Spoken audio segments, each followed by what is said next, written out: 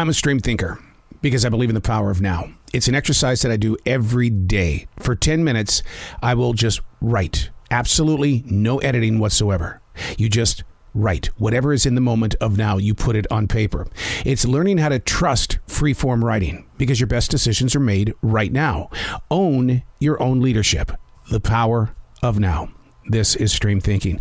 Today we're reading from February 19th, 2022. And I wrote on that day, take a note of the date.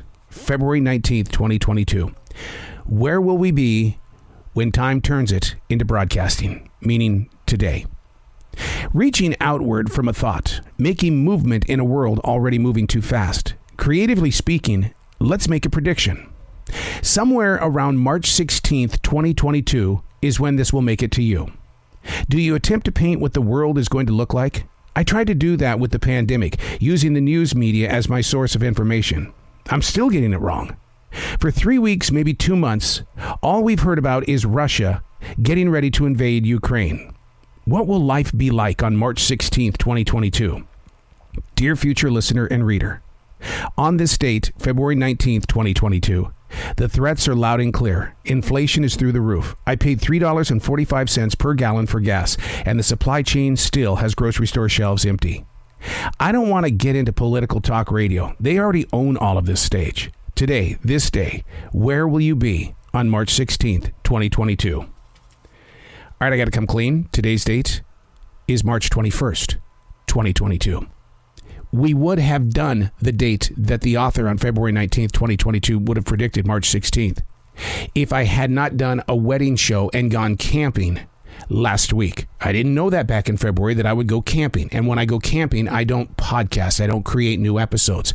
So in reality, on the 19th of February in 2022, his prediction of March 16th, 2022 was spot on. He knew exactly when we would be talking about it. But because I was camping and we did the wedding show beforehand, I waited a week to get here.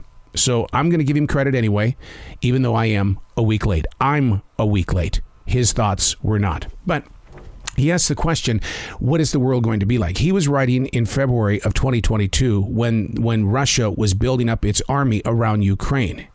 These days, we are 4 weeks deep into a war that could go global. We do have inflation. Gas prices are well over $4 a gallon.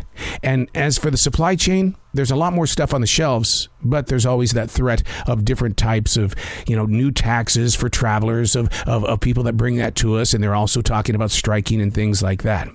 It's not a world that needs to own paint on a canvas. But yet we have to write about it. We have to be able to tell the tale. Or what will happen is that the future reader is going to get stories of propaganda.